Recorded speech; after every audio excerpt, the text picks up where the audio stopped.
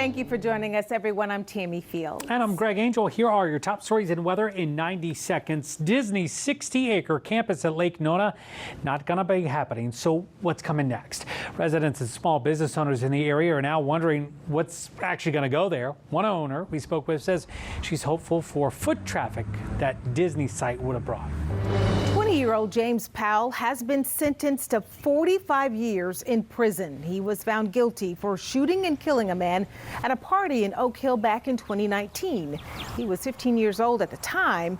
The victim died last year from his injuries. Florida's toll relief program saved drivers $37.7 million on toll roads in April. If you drive through at least 35 tolls in a month, you can expect a credit back on your account. Since it started, more than $150 million in toll credits have been issued. Some isolated showers for folks out there that might be driving, trying to get home, or making those weekend plans. Let's check in right now with Certified Chief Meteorologist Brian Karen. Yeah, Tammy and Greg, I think the second half of our commute could get a little busier with rainfall. Right now, just spotty downpours, a little bit of lightning, not much though.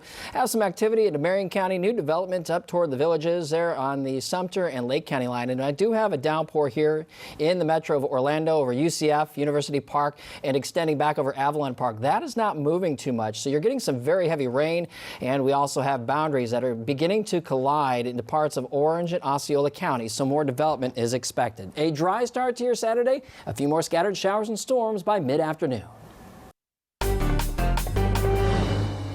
Disney's cancellation of the Lake Nona campus not only affects the company and its cast members, but Central Florida really as a whole. Yeah, leaders announced yesterday that they're no longer going to be working toward opening that new regional campus. One, by the way, that would have been a nearly $1 billion investment and would have relocated 2,000 high-paying jobs from California to Florida. Now, some had already made the move while others left the company in order to stay in California.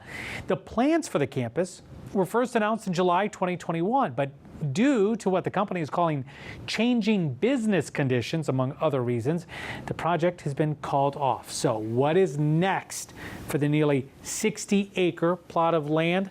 Disney hasn't exactly said what is to come of it, if anything. Spectrum News 13's Jeff Allen, he is diving into what it could be used for in the future. Give us the ideas, Jeff. Well, today I reached back out to Disney, and at this point they are still not sharing any details with us as far as what they plan to do with this land, whether they plan to sell it back or keep it empty or something else. So at this point it's unclear what will come of this land here they were planning that development on, and that's left a lot of uncertainty for people who live and work here in Lake Nona. With her love of arranging beautiful bouquets, Lauren Brown chose Lake Nona as the place to turn her talents into treasure. In the beginning, we kind of thought it would be a hobby, and then we realized we could actually make something out of it and have fun doing it. So kind of dream jobbing right now. She says it was support from the Lake Nona community that helped her flower truck survive the pandemic and blossom into the standalone store where she is now. It's like all of the big places in Lake Nona, like Boxy Park, here's where we are. Brown says she was excited about the prospect Disney, along with all of its employees, would be her new neighbor. Now, Change in general, it kind of makes you uncertain about things. We're hopeful that there'd be a lot more foot traffic through here, especially for small businesses to support our businesses. like her growing business, she says Lake Nona's economy is already strong. Even looking around at commercial real estate spaces, I mean, you can't find anything, quick enough to get in anywhere. Brown is in a space with two other businesses, and they all feed off of each other with mutual customers. She says while the future is now uncertain, she says change doesn't have to be bad. It could bring an opportunity for more small businesses. We've got the infrastructure built out. We've got some great box retail. Now I think it would be fun to get a little more culture with some smaller, maybe one-off businesses that we could support. Yeah, especially if it was back over there. That'd be close for us to get to. Today I also reached out to Tavistock. That's the company that designed and developed much of what is here in Lake Nona now at this town center area to see what they would like to see for this area. I'm still waiting to hear back from them. We'll let you know if we do. Reporting live in Orlando, Jeff Allen, Spectrum News. Thank you, Jeff. Thanks, Jeff. Well, Disney's Lake Nona decision, it really comes at a contentious time for the company as it is in a legal battle with Governor Ron DeSantis and the new oversight board. One of the focal points has been the changes made to Disney's special district. While in New Hampshire today, the governor said he supports his decision to disband the Reedy Creek Improvement District and involve the state more in Disney operations. To put one corporation on a pedestal and let them be exempt from the laws is not good policy, it's not free market economics, and it's not something that our state's going to be involved in. And so you will not change from that. And so they can do whatever they want. I know people try to chirp and say this or that. The chance of us backing down from that is zero. Back in April, Disney sued Governor Ron DeSantis for retaliation.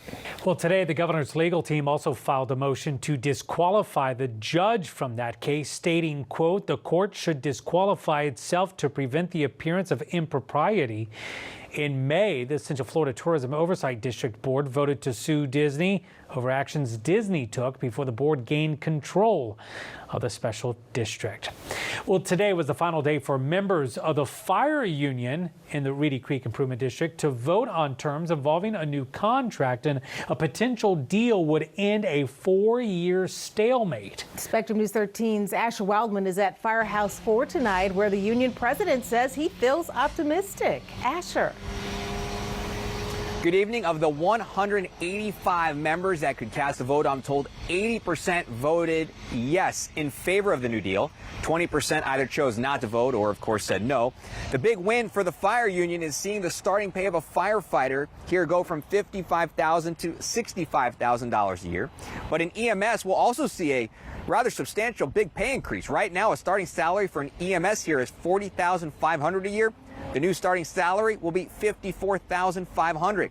In addition, 25 new firefighters are expected to be added before the end of the year, as well as 12 more EMS positions. The union president says working with the new Central Florida Tourism Oversight District has been a refreshing experience. Really just came in a totally different approach than what we had ever been used to in the past. You know, they are looking at this from the big picture of how do we make this operation, not just the fire department, but the entire district, you know, run and work better for our taxpayers. And I did get comment from one of the supervisors on the Central Florida Tourism Oversight District, Michael Sasso, who told me, quote, the progress made in negotiations with the district's first responders is extremely encouraging. A new agreement is expected to come up for a vote after more than 4 years of negotiations. Stay tuned. Once today's vote is officially complete, the new board will then have their chance to vote for approval. It is not on the next meeting, however. It's not on the next agenda item. It's not an agenda item, I should say. But I was told that this all should be finalized sometime before the end of June.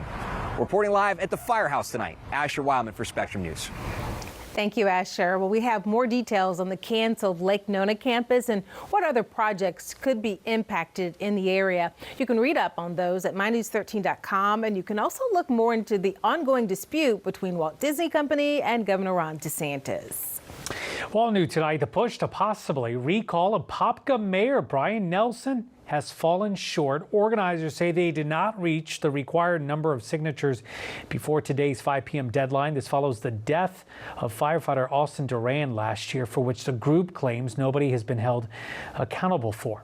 Apopka City Council members voted 3-2 in favor of removing City Attorney Michael Rodriguez and Apopka Fire Chief Sean Wylam. Mayor Nelson, however, has stood by both of them. Rodriguez resigned during a city council meeting earlier this month, but according to the city, is still on the payroll as of this week. Restoring water quality and improving manatee health. The new methods to bring the Indian River Lagoon back to life, to a passing grade. We'll get to that. Plus, weather on the ones with Chief Meteorologist Brian Carrick. Yeah, a slow-moving storm on the east side of Orlando, Greg and Tammy. The storm hasn't moved much, so University Park getting some very heavy rain. This extends over Avalon Park. We'll take a look at the rest of our evening and the weekend ahead coming up.